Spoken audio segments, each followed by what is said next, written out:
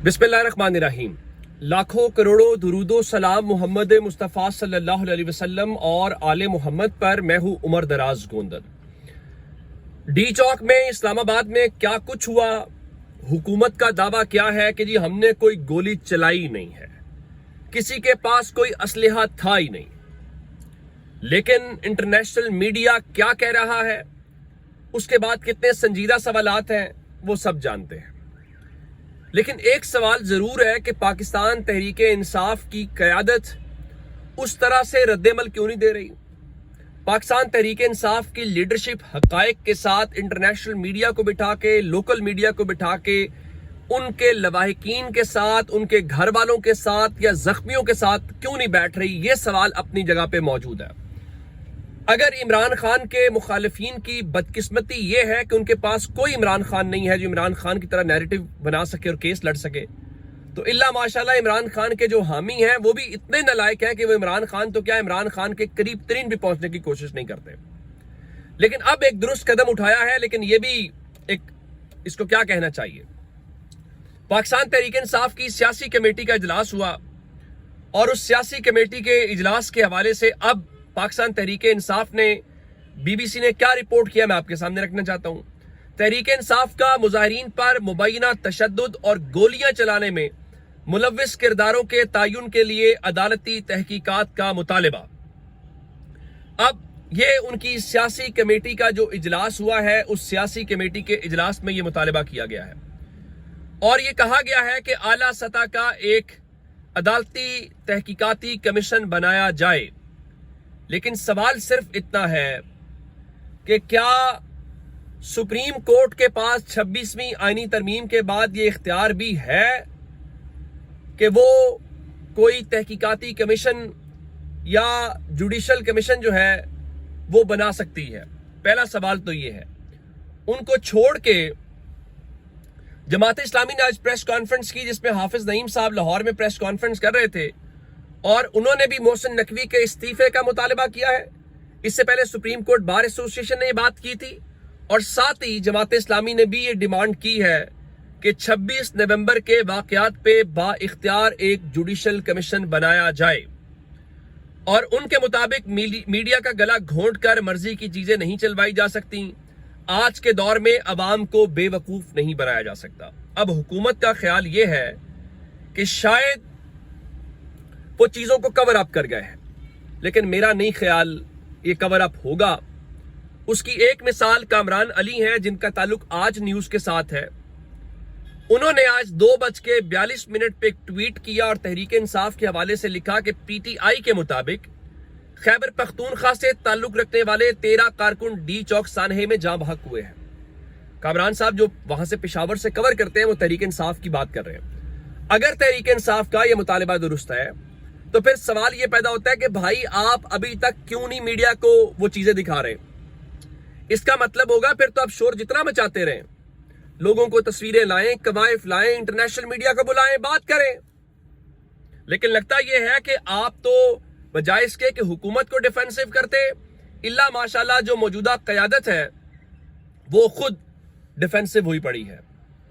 उसकी एक मिसाल और ले लीजिए कि बुशा बीबी और अली अमीन गंडापुर वहां से निकले और जब वो निकले हैं तो उसके ऊपर इस्लामाबाद का IG अपनी पुलिस को कह रहा है कि भाई जो दामने को का रास्ता है उसके जरिए वो खैबर पख्तूनख्वा से कैसे चले गए हैं, और DIG ऑपरेशंस ने जो दामने को पे तैनात पुलिस की नफरी है उसको तलब कर लिया है, उनसे जवाब तलबी। यानी वो ये तासुर दे रहे हैं कि ये भागे हैं, बाकी चीजें कर रहे हैं, और आप जब क्लेम कर रहे हैं कि आपका नुकसान हुआ है तो आप वो इंटरनेशनल मीडिया को या मीडिया को कन्विंस क्यों नहीं कर पा रहे।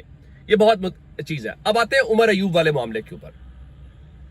उमर अयूब ने गुफ्तगू की है और जो उन्होंने गुफ्तगू की है वो बहुत खतरनाक है। अब उसकी डिमांड हो या ना हो, उस चीज की भी तहकीकात होनी चाहिए।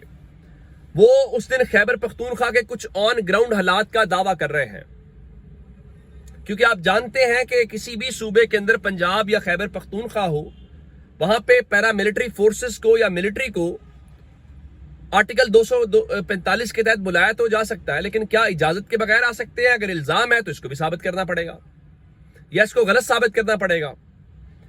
اب عمر ایوب یہ کہتے ہیں کہ ہم ہر جگہ پرامن رہے لیکن ہمارے اوپر فائرنگ کی گئی، مجھ پر ڈائریکٹ فائرنگ کی گئی، اور چیف جسٹس سے اپیل ہے کہ جلد جوڈیشل انکوائری کا حکم دیں۔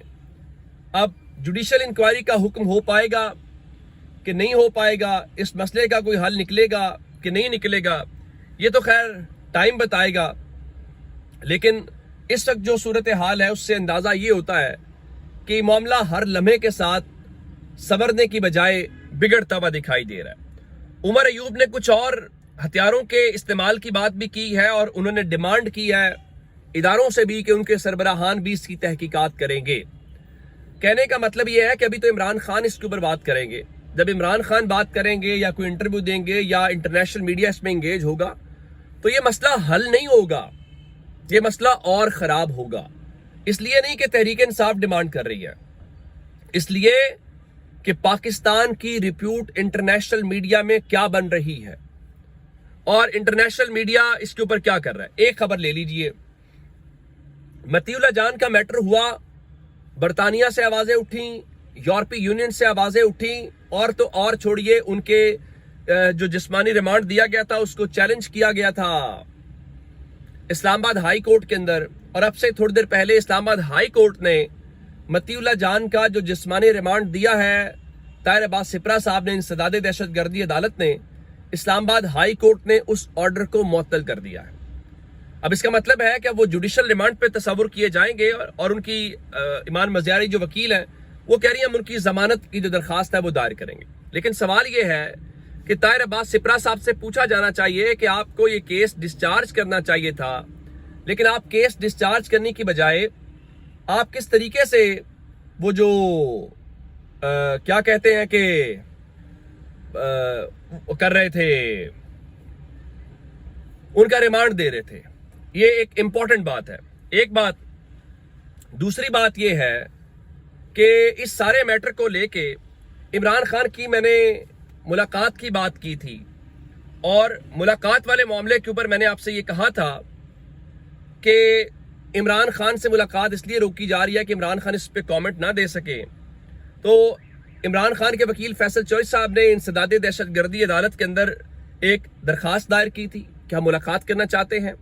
تو اب اطلاعات یہ ہیں کہ انسداد دہشت گردی جو عدالت ہے اس نے ملاقات کی اجازت دے دی ہے، اور فیصل چوہدری صاحب جو ہے وہ انسداد دہشت گردی عدالت کا آرڈر لے کے جیل سے روانہ ہو گئے ہیں، اور کچھ اطلاعات یہ بھی ہیں کہ وہ اڈیالہ جیل کے باہر موجود تو ہیں لیکن ابھی تک ان کو ملاقات کی اجازت نہیں دی جا سکی۔